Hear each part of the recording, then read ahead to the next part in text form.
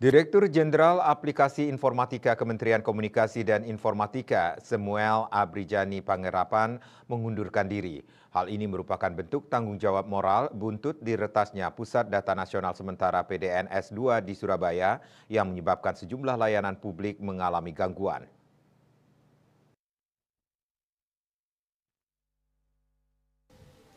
Samuel dikutip dari kantor berita Antara mengatakan dirinya per 1 Juli sudah mengajukan pengunduran diri.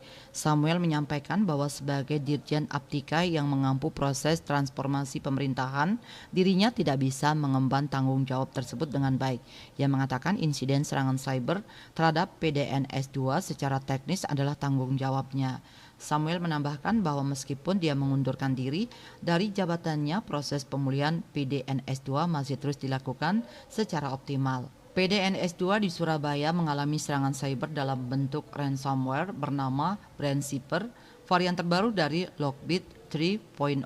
Puncaknya, PDNS mulai tidak bisa diakses sejak Kamis 20 Juni yang berakibat layanan publik tidak bisa diakses termasuk layanan imigrasi. SIPNet menyebut terdapat sedikitnya 282 instansi pemerintah pengguna PDNS yang terdampak serangan cyber tersebut. Pemerintah menargetkan pemulihan atas serangan cyber PDNS 2 di Surabaya rampung pada bulan ini. Bali Post melaporkan.